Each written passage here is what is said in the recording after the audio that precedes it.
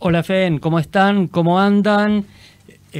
Bueno, otro sábado más acá en Famosos Entre Nosotros y yo acabo de golpear con mi celular la mesa, cosa que no se debe hacer, pero bueno, es lo que hay.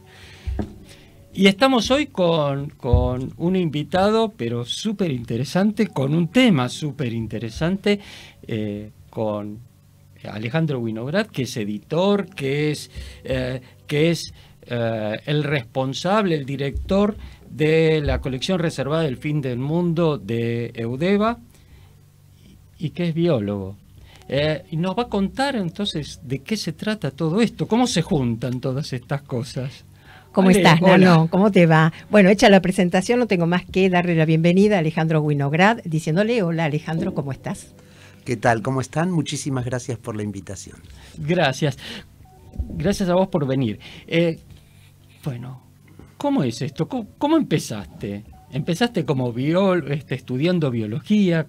¿Cómo se da esta melange de trabajos?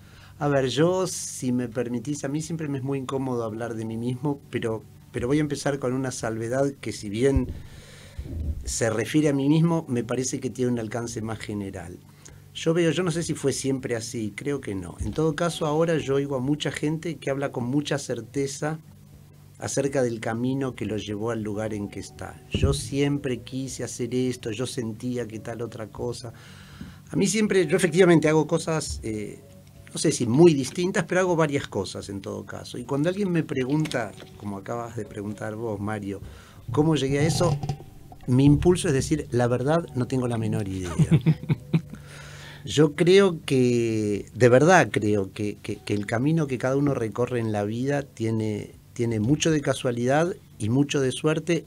En mi caso me gusta pensar que de buena suerte, porque no sé cómo llegué a la combinación de cosas que hago y en términos más generales, en fin, a la vida que hago, a la vida que tengo. Sí sé que fui muy afortunado y que estoy muy contento por cómo funciona. Muy bien. No es poco. No, claro que no es poco. Claro bueno, que no es poco. Y si tuvieras que hacer una pequeña referencia a esta actividad o profesión como biólogo, ¿qué nos contás? Bueno, yo tenía, yo soy muy literalmente de la generación de Mario, fuimos compañeros de colegio. Vos, Alejandra, que seguramente sos muchísimo más joven que nosotros, pero en todo caso nosotros crecimos en la época de muchas cosas. Para algunos debe ser la de los Rolling Stones, para otros la del Che Guevara, para otros, no sé, la de alguna otra cosa, la de los jeans acampanados. Para mí crecimos en la época de los programas de televisión de Cousteau, de los primeros documentales de la televisión británica que se veían acerca de la naturaleza y animales, de los libros que se publicaron después del Año Geofísico Internacional. Nosotros, yo, no sé, Nano quizás unos meses más joven, yo nací en el año 58, que fue el Año Geofísico Internacional. Y de alguna manera, quizás un poco por esos temas y un poco vayan a saber por qué otros temas, yo me crié con una fascinación muy grande por el mundo y sobre todo por los rincones del mundo que parece que están muy lejos y que parece que nadie conoce. Y sobre esa base, en fin, si se puede resumir las vocaciones en algo así, ¿no? Cuando me llegó el momento en el colegio de elegir qué carrera estudiar, yo tenía dos vocaciones, digamos, o dos deseos, que eran, uno, estudiar antropología, con la idea de que iba a recorrer el mundo conociendo cómo vivían tribus exóticas y misteriosas, y la otra, biología, que iba a recorrer el mundo viendo cómo vivían animales exóticos y misteriosos. Y me incliné por la biología, francamente, por algo un poco prejuicioso, sobre todo dicho acá, porque no quería estudiar en filosofía y letras, quería estudiar en ciencias exactas y naturales. Y así elegí la carrera, así me hice biólogo. Y digo, para cerrar, aunque sea un poquito esta idea, cuando me recibí, yo ahora que soy tanto más grande, creo que lo puedo decir sin pudor, yo fui un buen estudiante. Cuando me recibí era considerado un joven promisorio y tenía muchas propuestas para ir a trabajar afuera, para ir a estudiar afuera, para ir a trabajar y estudiar afuera, y estaba eligiendo cuál de ellas iba a ser la que iba a tomar. Y cuando faltaban muy poco tiempo para que yo me recibiera, murió mi padre. Y eso me provocó, en fin, se me hacía muy difícil irme al exterior por 1 año, por 2 años, por 10 años enseguida después de eso. Y en ese momento, y un poco por eso empecé hablando de Cousteau, creo, apareció un concurso para ir a trabajar a Tierra del Fuego, un concurso que organizaban en forma conjunta un instituto del CONICET y la National Geographic Society, para ir a hacer un trabajo de observación de delfines en el canal Beagle. Y era como, bueno, realmente era como si me invitaran al Calipso para mí. Y además era por 3 meses, con lo cual para mí era una opción, en fin, mientras veía que era lo que seguía, me pareció que era una opción atractiva. Y me fui a Tierra del Fuego a hacer ese trabajo. Y en el curso de ese trabajo, que estuvo, en fin, lleno de aventuras, la verdad que lleno de aventuras, me quedé solo en un lugar muy alejado. Hoy es alejado nada más. En esa época era muy alejado. Me quedé solo 2 o 3 semanas. Y en aquella Tierra del Fuego tan chiquita y con tan poca gente y tan, iba a decir provinciana, pero no era ni una provincia, Tierra del Fuego, tan local en todo caso, esa estadía ya hizo que en un pequeño círculo, en el pequeño círculo de la gente de esas actividades, me ganara un modesto nombre. Y entonces me invitaron a una expedición, bueno, a Península Mitre. Quizás hayan oído hablar porque eso fue hace 40 años y se sigue hablando de Península Mitre cada tanto porque aparece algún proyecto de declararlo parque nacional, parque provincial, área protegida, etcétera. Como sea, me invitaron a esa expedición a un lugar en el que realmente no había nada, no había nadie. Uno sentía que era como si el Estado argentino estuviera todavía completando sus fronteras en Península Mitre. Y en esa expedición me tocó compartir una fase de esa expedición con el director del Museo del Fin del Mundo y nos perdimos en medio de un bosque y nos pasamos 24 o 30 horas. No es tanto, pero tampoco es tan poco, les aseguro. Sí, claro. De afuera no es tanto, de adentro es muchísimo. Sí, cada minuto cuenta. Sin comida, sin carpa, en fin. Y después nos encontramos y llegamos a destino. Y un poco unidos por esa experiencia, supongo yo, y me gustaría pensar porque algo de lo que yo prometía, seguía siendo un joven promisorio, no mucho más que eso, le interesó, me ofreció un trabajo. El museo estaba con un proyecto muy ambicioso de crecimiento. El museo era muy chico, pero tenía un cierto prestigio, estaba con un proyecto de crecimiento y me invitó a participar de ese proyecto de crecimiento. Bueno, y así me hice biólogo y así llegué a Tierra del Fuego. Bien, o sea, toda la parte de literatura ya estaba ahí. A mí la literatura me gustó siempre. En la facultad ya me tomaban un poco el pelo, en una facultad de gente muy dedicada, muy comprometida con el estudio. Yo siempre tenía una novela. Y era un poco esas cosas, vos sí que debes tener tiempo porque podés leer novelas. Para mí, digo yo toda la vida, lo digo ahora, parece, no sé, un poco gracioso, pero digo, de verdad no me puedo ir a dormir sin leer al menos 3 páginas. Es decir, yo tampoco. Siempre me gustó la lectura y siempre me gustó escribir, la verdad.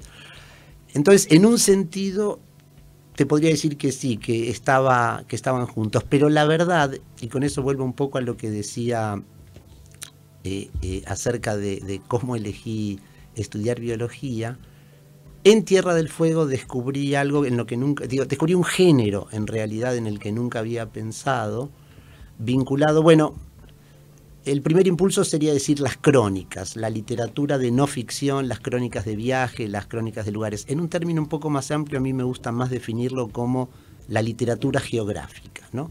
La literatura en la cual el espacio y sus características son tan protagonistas o más protagonistas que las personas que actúan en esos lugares. Son determinantes de lo que es posible, son determinantes de lo que ocurre. Y de nuevo, no es que digo nunca lo planeé, vuelvo a lo que decía antes, es como salió, pero de algún modo sí, en ese proceso, un proceso muy largo, es decir, estoy hablando de mucho tiempo, ¿no es cierto? En fin, ya soy grande. Pero de algún modo sí, la biología, en los términos más clásicos si se quiere, y la literatura geográfica, sí, se combinaron y se hicieron una sola cosa.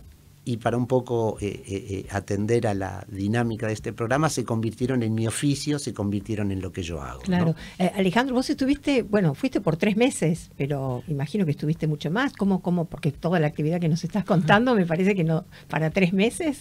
No, fui por 3 meses y me quedé 7 años primero. Sí. Después volví a Buenos Aires y después volví a Ushuaia, no ya en forma permanente, pero seguí trabajando en en realidad en toda la Patagonia, pero esencialmente en Tierra del Fuego. Bueno, desde entonces y hasta ahora, digo, es decir, viajo regularmente a Tierra del Fuego, desarrollo varios proyectos en Tierra del Fuego.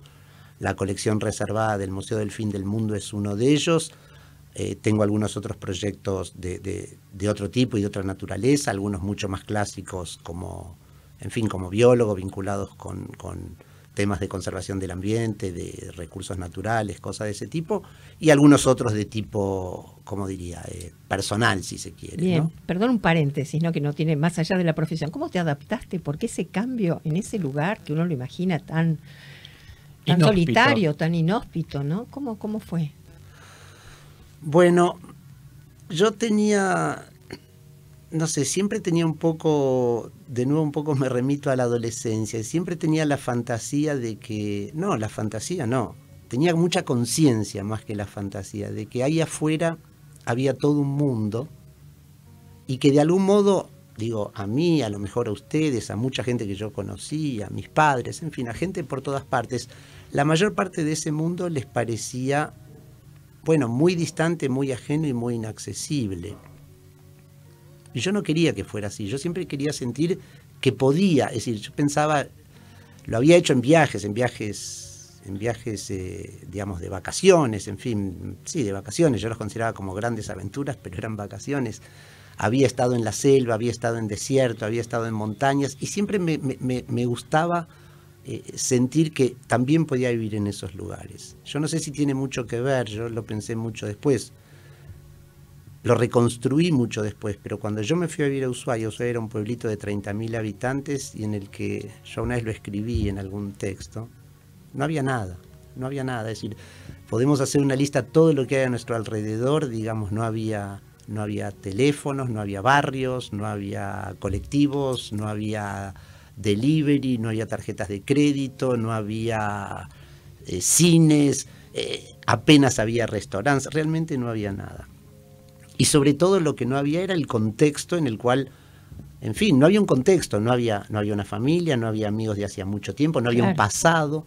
Y yo pensaba, muchas veces lo pensé, no, insisto, no en aquella época, era muy joven y pensaba más bien a qué bar iba a ir cada noche, en realidad había 2, tampoco era tan difícil. Pero sí lo pensé después, que de algún modo es una experiencia, no sé si parecida le queda grande, pero que yo asimilo con la experiencia de mis abuelos inmigrantes llegados a la Argentina y construyéndose con lo muy poco que traían en la valija un nuevo mundo, ¿no? Claro. Y me pasa a mí, creo que seguramente le pasa a ustedes y le pasa a la mayor parte de los argentinos. Sin duda le pasaba a la mayor parte de los que habíamos ido a vivir a Tierra del Fuego en aquellos años. Construimos, en fin, hoy Ushuaia, todo Tierra del Fuego, pero Ushuaia es una ciudad, en fin, la verdad que desarrollada, elegante, sofisticada, hay una universidad, hay gente de todo el mundo, hay hoteles 5 estrellas, están los mejores restaurantes de la Argentina, hay tiendas fantásticas. Yo ayer hablaba con un amigo mío de aquellos tiempos de Ushuaia y le decía, yo siento ni con mucho orgullo, ni con mucha vergüenza, ni con mucha pretensión, pero yo siento que un poco de todo eso lo hicimos nosotros, claro, participamos de ese proceso, claro, ¿no? Claro. Sí. Claro. Un mundo de cosas como para seguir indagando. Pero tenemos que ir al primer corte. Antes de ir al corte, nuestro amigo Cristian Carbone nos mandó una gacetilla para que leamos de la nueva obra de teatro de la puesta en escena de Lía Yelin, La diosa de la fortuna. Esta comedia está protagonizada por Ana María Cores, quien interpreta a una madre cuya vida representa al dicho popular: afortunada en el juego, desafortunada en el amor, que harta de su vacío afectivo, un día decide confesarle a su hijo quién es en verdad. los lunes a las 9 de la noche. Se está dando durante noviembre y tenemos varias entradas para regalar, así que llámenos y bueno, podemos sortearla y vamos a hacer felices a varias personas. Vamos entonces al primer corte con el tema Mark Knopfler del programa, Hold Away. Vamos, Eli, cuando quieras.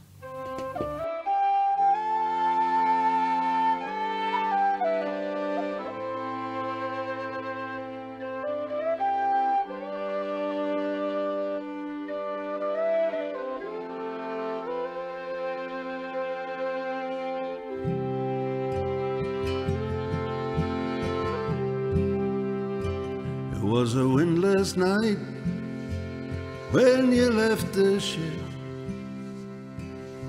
You never were a steady bold one. I gave my hand, but you did slip. I'm a living man, and you're a cold one. All the way for home. My love is as fair as a girl can be. My wedding ring's a heavy gold one. Now you lie alone in the deep dark sea. I'm a living man, and you're a cold one.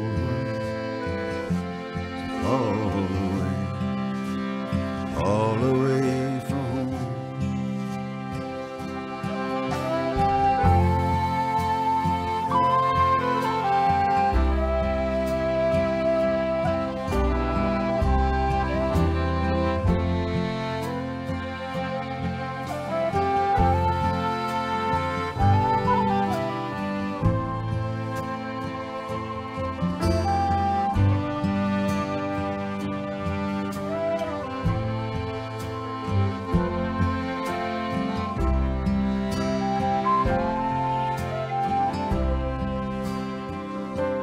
Morning brings a lot of fresh young breeze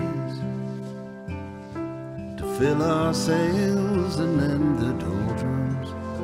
A lucky ship speeds across the sea. I'm a living man, and you're a cold one. So all the way from home.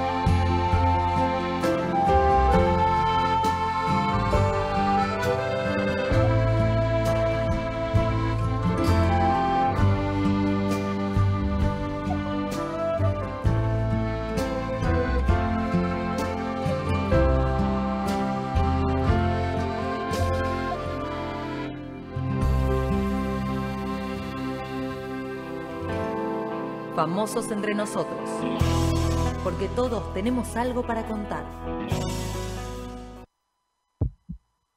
Seguimos con Alejandro Winograd, nuestro FEN de la tarde, biólogo, editor y director de la colección reservada del Fin del Mundo. La verdad que en los cortes se produce la charla que continúa y es súper interesante también porque nos hablaba Alejandro, bueno, de cómo se adaptó. Yo le preguntaba cómo es la vida allá, qué tan sofisticada es la ciudad, que nos lo contó en principio. Bueno, el clima, la luz, en fin. No quedó pregunta gancho. No quedó pregunta gancho, pero me interesa cómo llegaste a esta colección de libros que hay en el Museo del Fin del Mundo.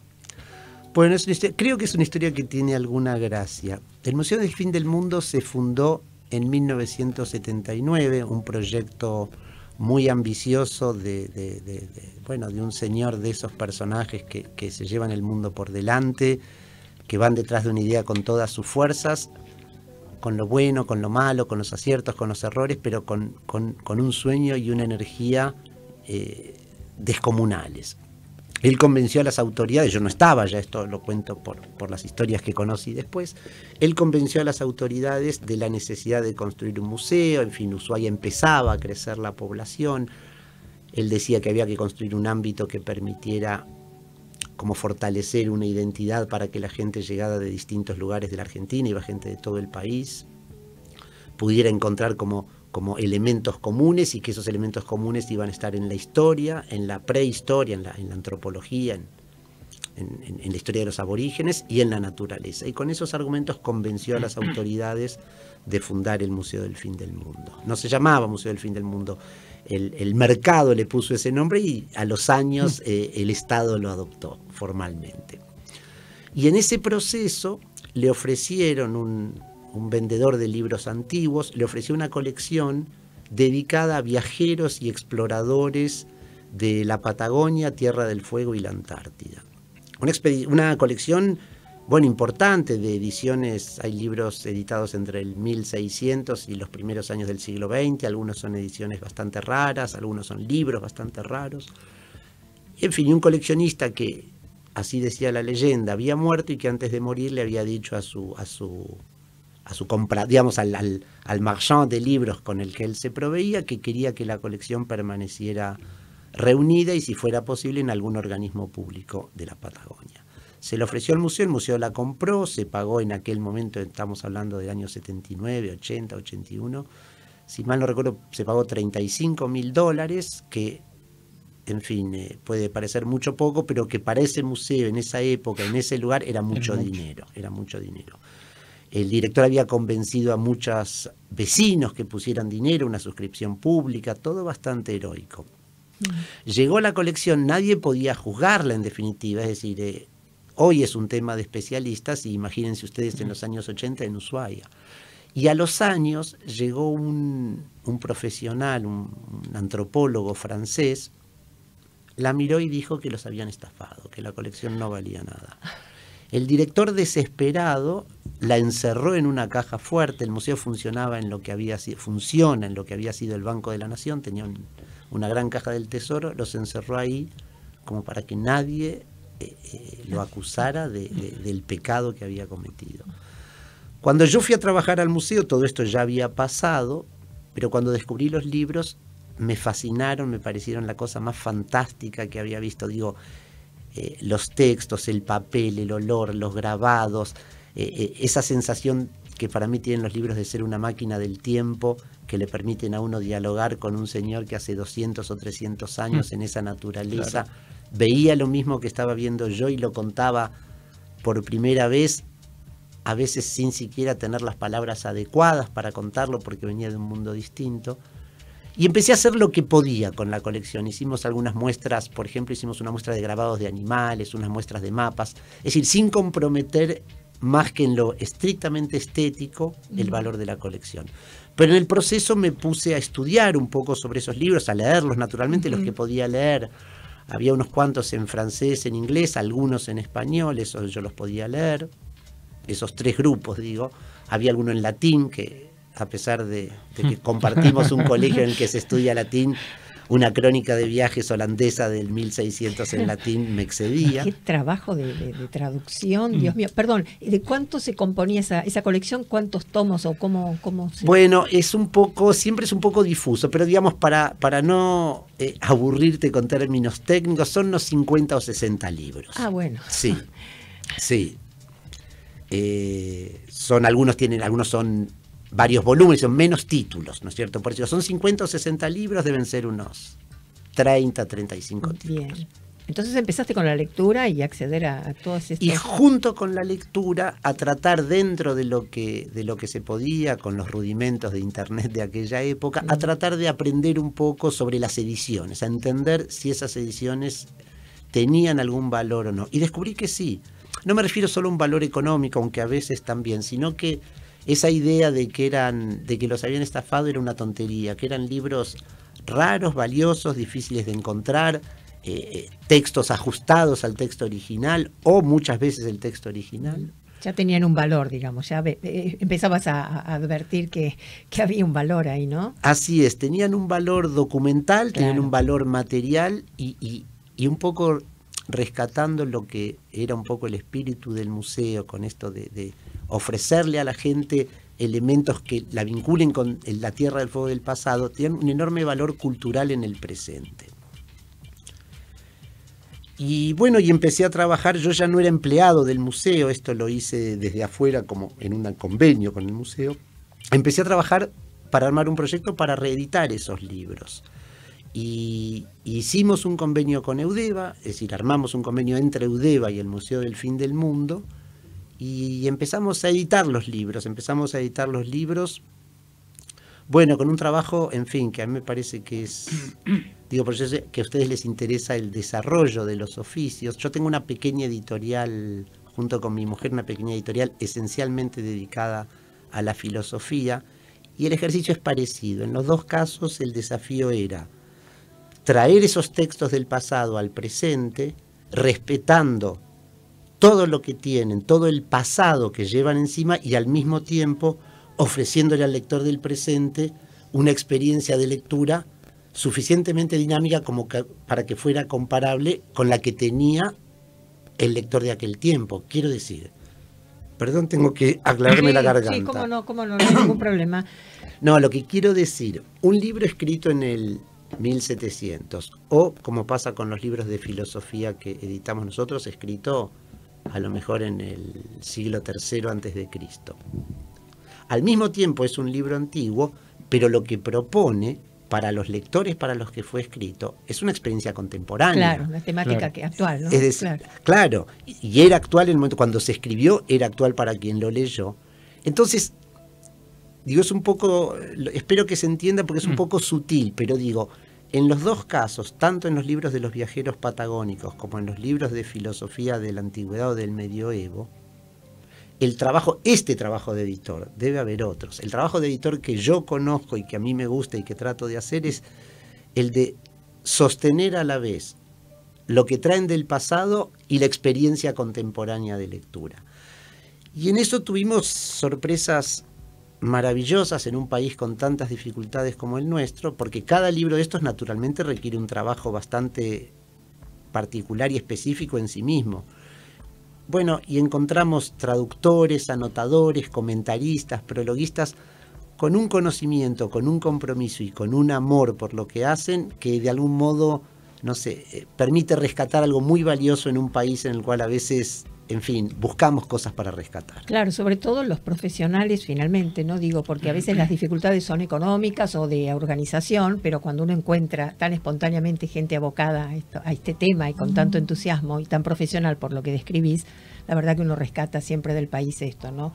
Las personas preparadas, en fin, es valiosísimo el trabajo. Estamos con Alejandro Winograd, biólogo, editor y director de la colección reservada del Fin del Mundo. No sé si vamos ahora a otra pausa. Vamos a otra pausa y tengo una pregunta gancho, ponele.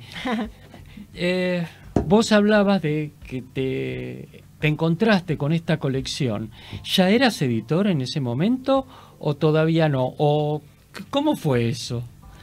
No la contestes ahora. Vamos entonces al segundo corte con un tema de Fito Páez, como no podía ser de otra forma, Ushuaia.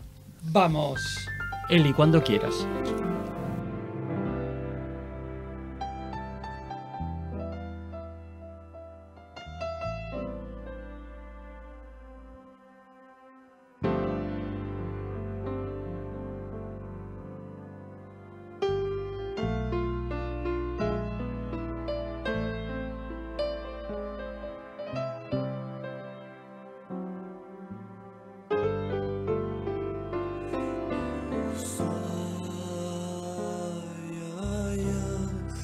mi amor del fin del mundo, que me vuelve moribundo, con tu piel tierra de fuego.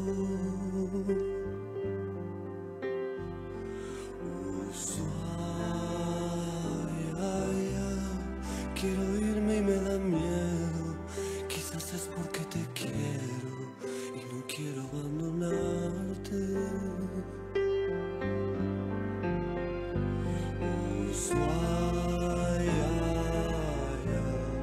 Yo daré la vuelta al mundo y a tu olor de mar profundo volveré porque te quiero.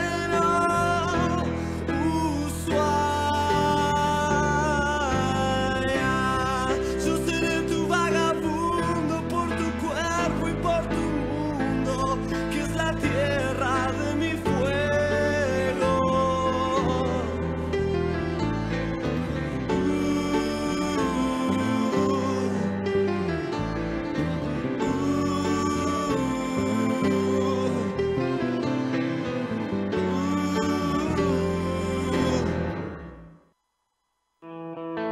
Famosos entre nosotros, porque todos tenemos algo para contar.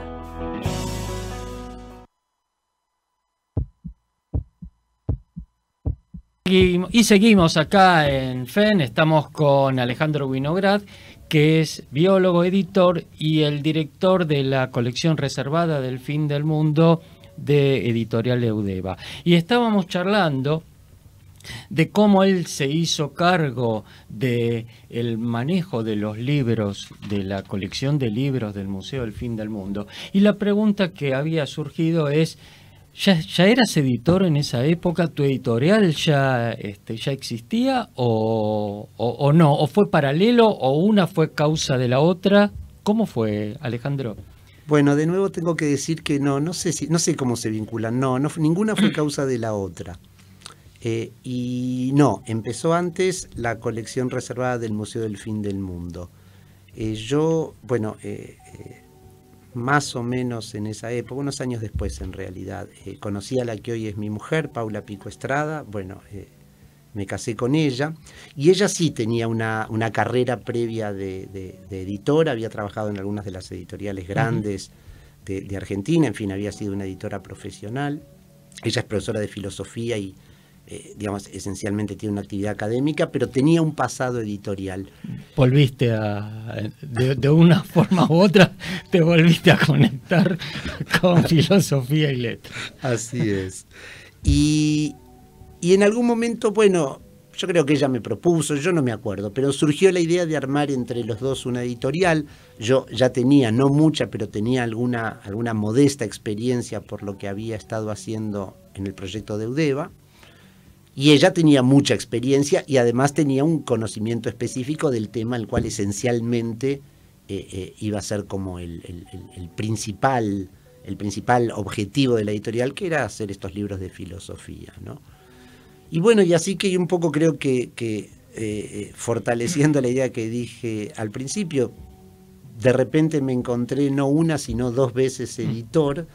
Y es una actividad a la que le dedico, en fin, una parte significativa, no sé ni mucho ni poco, pero una parte significativa de mi tiempo, de mis energías, de mis esfuerzos.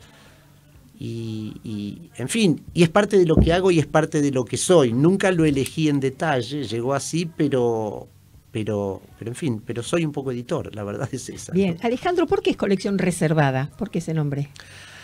Bueno, se llamaba la colección reservada del Museo del Fin del Mundo, literalmente, a ese conjunto de libros que habían comprado. El museo vale para lo que era aquella Ushuaia. No había librerías tampoco en Ushuaia, había una muy modesta biblioteca pública, muy modesta, de esas bibliotecas esencialmente para los chicos del colegio que tuvieron algo para estudiar. Y la única biblioteca un poco más ambiciosa que había era la biblioteca del museo, esencialmente dedicada naturalmente a temas de geografía, naturaleza, historia, los temas regionales. Y era una biblioteca que se consultaba, iban investigadores, estamos hablando de los tiempos previos a Internet o los primeros tiempos de Internet después de eso. Era muy activa la biblioteca.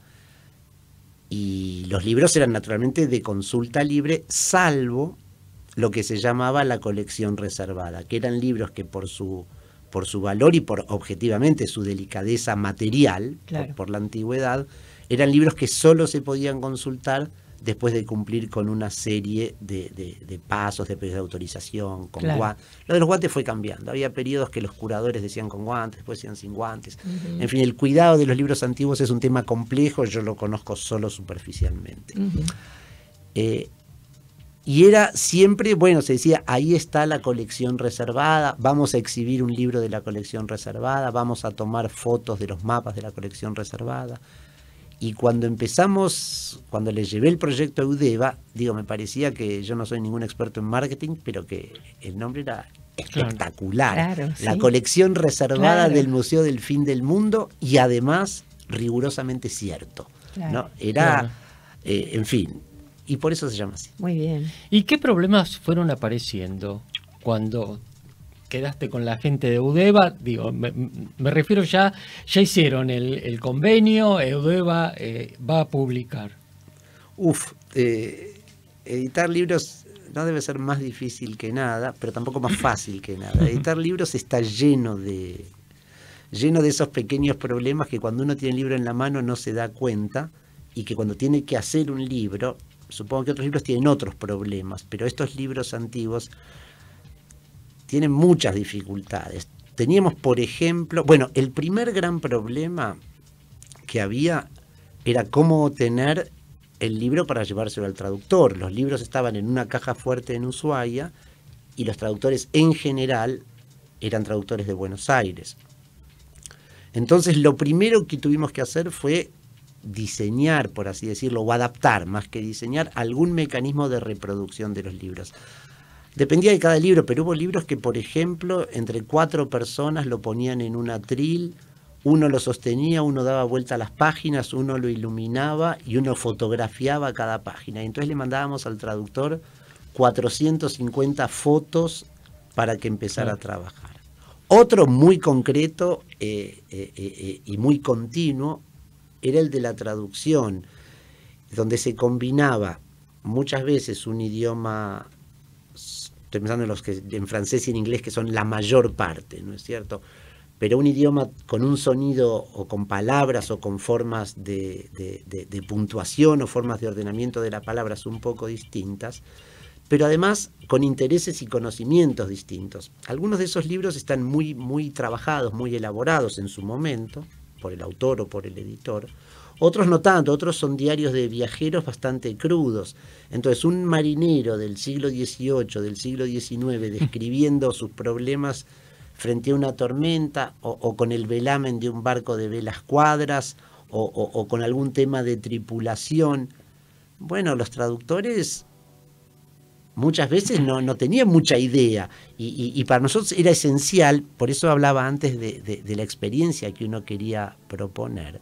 Era esencial que fueran fieles y que fueran claros. Entonces nos poníamos, no sé, con cajitas de fósforos a reconstruir el movimiento de los barcos respecto de la isla y con el viento, y decíamos, bueno, hasta que no entendamos la maniobra, no podemos avanzar con la traducción. Yo trabajaba, como algunos traductores, trabajé muchísimo, me reunía regularmente, y el principal desafío era ese. Primero tenemos que entender qué es lo que está pasando. Otro que aparecía parecido es el de los nombres de los animales o los nombres de las plantas. Los europeos de los siglos XVII, XVIII y XIX llamaban a las cosas que encontraban, a los seres vivos que encontraban, con los nombres de lo más parecido que conocían en Europa. Entonces nosotros teníamos que primero decidir de qué animal o de qué planta estaba hablando. Y segundo, de nuevo, ver cómo transmitir esa experiencia. Es decir, no se puede llamar, voy a decir un ejemplo de un... Bueno, este es un caso particular porque es el único libro que no es de la Patagonia, es de Groenlandia, pero es un ballenero alemán que describe la primera ballena fin. Y nosotros no podíamos decir ballena fin porque él la estaba descubriendo a la ballena fin. Entonces la describe de un modo un poco raro, y a la vez cuando uno lo ponía linealmente parecía una ballena azul. Y la gracia es que él se dio cuenta que no era una ballena azul. Bueno, la gracia para los biólogos, perdónenme. Son bastante parecidas, vistas de lejos y sin mucho conocimiento. Entonces, digo esto como un ejemplo, ¿no es cierto? Es decir, ese fue otro de los desafíos. Claro, perdón, porque imagino además que la tarea no solamente de traducción, sino de toda tarea de interpretación, no es una interpretación literal, ¿no? Siempre hay que buscar más allá, digo, el espíritu de lo, es decir, de alguna manera lo que ha querido decir quien dijo lo que dijo, ¿no? Es decir, no es solamente la letra, ¿no? Tan formal y tan fría, porque el sentido seguramente es ahondar en el espíritu de ese texto. Eso es una tarea, me imagino, que plantea un desafío, ¿no? Bueno, el desafío es, yo creo, supongo que es el de todos los traductores. Los traductores, en fin, bueno, son un gremio muy sofisticado y con discusiones muy profundas entre ellos, entonces quiero ser respetuoso. Entonces no lo sé en detalle, pero en nuestro caso el gran desafío era, como bien decís, interpretar el sentido, pero sobre todo, o por lo menos para mí lo más importante, recuperar la voz. Es decir, a mí me gustaría pensar, yo como ejercicio, digamos, para ¿cómo diría? Para poder participar completamente de las discusiones y del trabajo de la colección que dirijo, escribí, no mucho, siempre queríamos que fueran distintos autores, pero en algunos casos escribí algunos de los estudios preliminares y en un caso particular, el libro de Darwin, yo hice la traducción. Es decir, ahí me ofrecí para hacer yo la traducción del libro, ¿no? Y para mí el gran desafío, y creo que lo fue para los traductores que estuvieron trabajando antes y después que yo en los otros libros, era que no se pierda eso que lo hace único, es decir, que cuando uno lo oiga, no oiga a un señor que está contando algo, sino que le pase lo mismo que al lector del libro de Darwin en los tiempos de Darwin, ¿no? Claro. Que se dé cuenta también de las dudas, también de los prejuicios, también de las equivocaciones de ese autor, ¿no? Y sí, eso, sí, claro que es difícil, ¿no? Sí, sí. Sí. Me quedé pensando en esto y en cómo lo estás describiendo. Es todo un mundo como para poder adaptarlo a lo que a cómo vemos las cosas hoy. Es un poco, no sé, es un poco como cuando vos fuiste al sur y cómo es ahora, ¿no? Uno va hoy a Ushuaia y ve las grandes tiendas, ve los grandes restaurantes y se enfrenta por ahí, no sé, 2 kilómetros después, es la nada misma. Bueno, ahí yo tengo una especie de fantasía que alguna vez en algunos casos pude fortalecer, por ahí en otros no tanto. Yo creo que hay algo que nos une a los seres humanos desde el principio de los tiempos y me gustaría pensar que en el presente y en el futuro por mucho más tiempo. Yo creo que siempre, en todos los grupos humanos, hubo gente que se preguntó qué era lo que había más allá del horizonte, qué era lo que había en lo que no se conocía. Y que algunos de los que se preguntaban eso, en algún momento no aguantaron más la duda y salieron a ver qué era lo que había.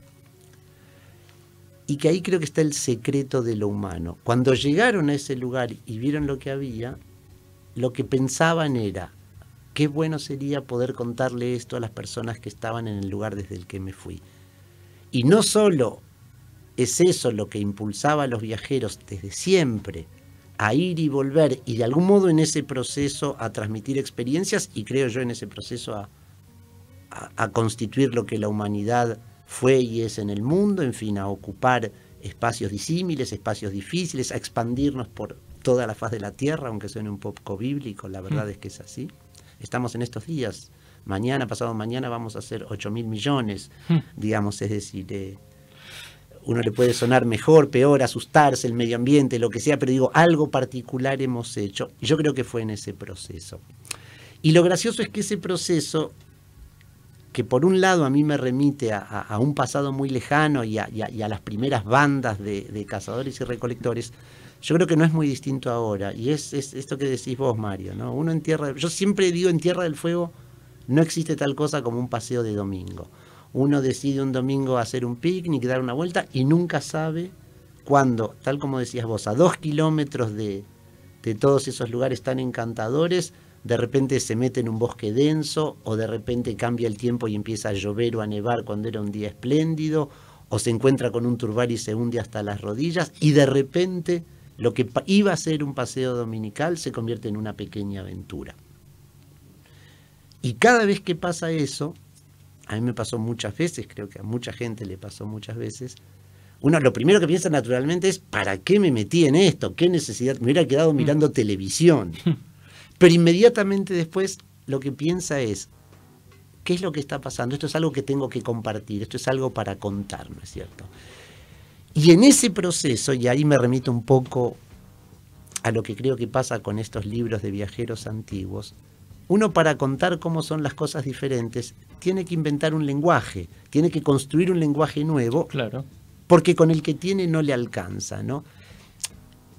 Y cuando yo hablaba al principio de las crónicas, de los viajes y de la literatura geográfica, un poco a lo que trataba de referirme era eso, ¿no es cierto? Es decir, los seres humanos siempre quisimos conocer un poco más del mundo y en el proceso de conocerlo nos hicimos más humanos y desarrollamos una manera de contar las cosas, que es un poco lo que tratamos de hacer en esa colección, ¿no?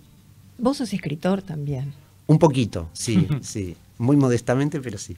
Y hay algo de poesía también, porque el modo en que vos estás también describiendo todo este mundo se vuelve muy, muy atractivo. Hay una belleza y hay una, en el fondo, siento como una especie de poesía, ¿no? Bueno, ¿y sobre qué escribís? ¿O fuera de estos temas o siempre vinculado?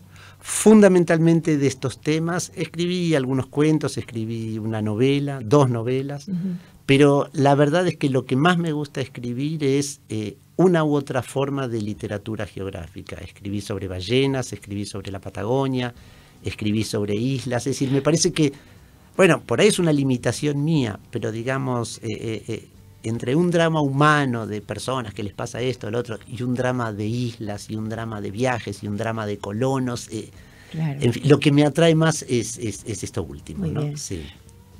Y hablando de esto, tenemos que hablar del libro uno de los libros que han publicado en tu editorial, que es El Islario Fantástico. ¿Nos contás de qué se trata? Ya desde el título nos resulta atractivo. El Hilario, sí, y si puedo, voy a tratar de juntar los 2 temas de que estamos conversando. El Hilario es un viejo sueño. Yo era colaborador de una revista, en fin, a los que no la conocen les recomiendo que la busquen, es casi inhallable, pero si la encuentran, el esfuerzo va a haber valido la pena, que es la revista Sigua. La revista Sigua fue un proyecto, en fin, de un grupo que hicieron un grupo de amigos míos, ahora amigos míos, no los conocía cuando lo hicieron. Una revista de literatura geográfica. En algún momento me invitaron a colaborar en la revista Sigua, colaboré en varios números, y uno de los números de la revista Sigua fue sobre islas, un islario, catálogo de las islas del mundo. Tenía todo siempre un sonido un poco de otra época. Bueno, una obra muy ambiciosa, muy atractiva, y que tuvo sorprendentemente, porque parecía algo muy anacrónico, pero tuvo mucho interés y despertó mucho interés entre muchos lectores. Y en algún momento después de eso, alguno de los fundadores y directores de Sigua me propuso que hiciéramos juntos algo parecido, pero solamente de la Argentina. Y así hicimos, entre 4 autores, El Islario Fantástico Argentino. Ahí vale decir, los islarios son un género clásico del medioevo. Hay un islario fascinante, digo, para remitirlo a nuestro país. Yo llamo Islario de todas las islas del mundo, de Alfonso de Santa Cruz. Alfonso de Santa Cruz fue uno de los que acompañaron, estoy pensando si fue a Pedro de Mendoza o a Álvar Núñez Cabeza de Vaca, pero alguno de los primeros gobernadores del Río de la Plata. Después hizo una gran carrera como geógrafo y cosmógrafo y escribió, no sé si uno de los últimos, pero en todo caso un islario muy tardío, muy elegante, muy lindo. Esto fue hace casi 500 años y nosotros decidimos que después de 500 años valía la pena reflotar el género. Y Argentina, digo que no es un país en el cual las islas ocupen un espacio potente en el imaginario, salvo las Malvinas, siempre terminamos en las Malvinas, digamos.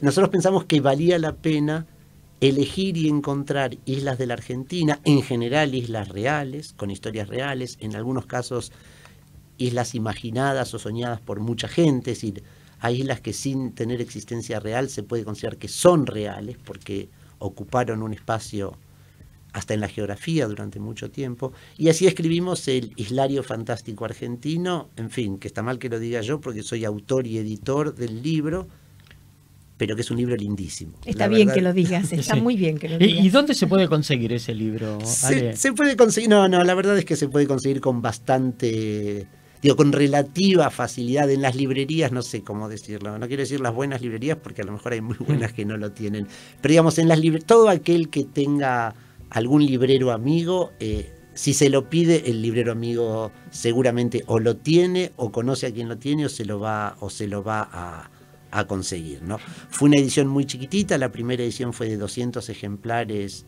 numerados y firmados a mano por nosotros cada uno, una edición para coleccionistas, siempre igual con la convicción, esto lo digo no de vendedor, sino porque para mí es importante, que a pesar de toda esa descripción un poco pomposa, el libro fuera barato, fuera un libro que cualquiera podía comprar.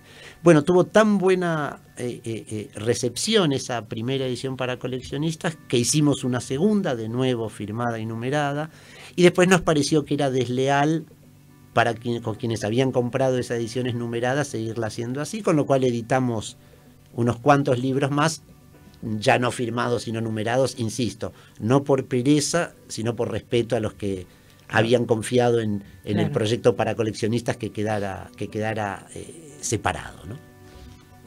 ¿Algún proyecto ahora que tenés en vista o vuelve a sorprender siempre y a partir de ahí se genera la acción, digamos? Las dos cosas. Gracias porque me encanta la idea de terminar con esto. Las dos cosas. El Islario despertó el interés de gente de afuera y ahora lo está por editar una casa editorial italiana.